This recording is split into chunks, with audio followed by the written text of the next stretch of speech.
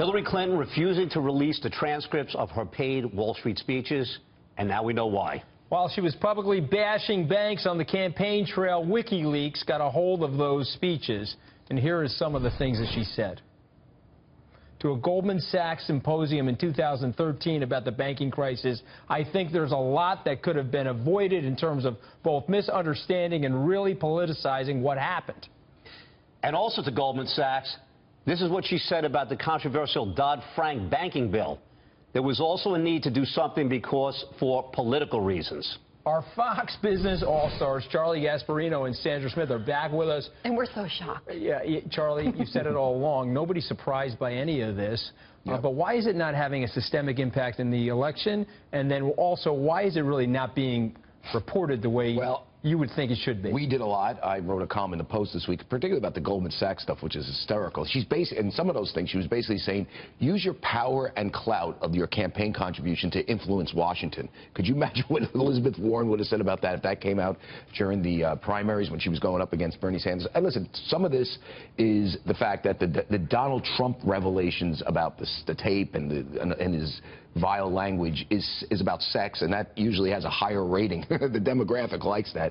The other half, I believe, is pure liberal bias, that, you know, the New York Times in particular, they think it's their mission in life, every reporter, to get rid of Donald Trump. Allegations now of a judge, jury, and execution squad. Charlie, just allegations. Which allegations? Whatever allegations are being made. In the case of Mr. Trump, they act like he's been tried and he... Well, he did say what he said. It's on tape. I mean... No, I understand that, but I'm talking about the groping and these other issues. Well, that's a whole other issue. I'm not even talking about that. Let's stick to Clinton with the Wall Street stuff for right now. You tweeted out a picture earlier this week. It's a picture of I was interviewing Hillary Clinton at one of these so-called Wall Street events, right? Which obviously, there's that picture. Charlie, thank you. I look good, right? So we can't really discuss because you sign. I like the glasses. She looks better than you, though. You sign things. You sign things. You sign things. And that's exactly why Charlie and I grew up in the same neighborhood. You sign things. You sign things, and so you can't discuss the specifics. But here's the important thing. The public is being led to believe that these speeches are all cozy and warm and that there's this all fuzzy, really nice. She doesn't want to be there.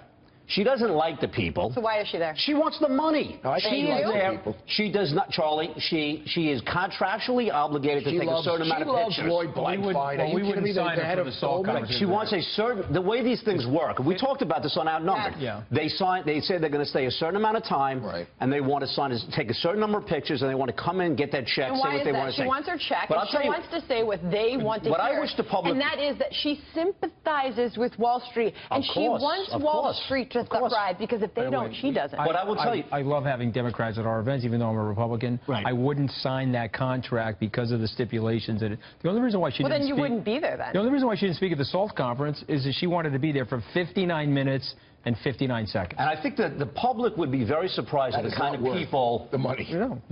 Charlie, the public would be very... My read on the whole thing was that the public would be very surprised at the kind of people she surrounds herself with. Now, if you watch some of these impromptu press conferences in the back of the plane, you're not that surprised. Gary, but there's a lot of people there that are saying to her, we're pulling you out, you're a minute over time, you know, you did what you had to do, you came in here, and it's time to leave. You're absolutely right, but let's be real clear here. Lloyd Blankfein, the head of Goldman Sachs, is very close with Hillary Clinton. They're friends. And by the way, if you saw some of those WikiLeaks emails, they were in love with each other. They were talking about how great each other is.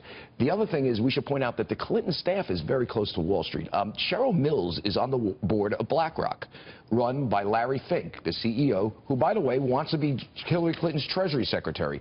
Don't think, and by the way, he's on the short list. Don't think that Larry Fink, Hillary Clinton, Lloyd Blankfein, they all don't get together. And Tom Nides at Morgan Stanley. What is Elizabeth Warren going to say if Larry Fink is the Secretary of the Treasury? That's a good question. Let's see. Listen, I think Elizabeth Warren, particularly the Democrats get the Senate, I mean, she's going to be running Wall Street. So just be prepared for that, and be prepared for her having a say in every financial decision. Look, if I can just say one more thing, these emails did reveal that she talks out of both sides of her mouth. One side is very private, and you said not to even release details of those Wall Street speeches.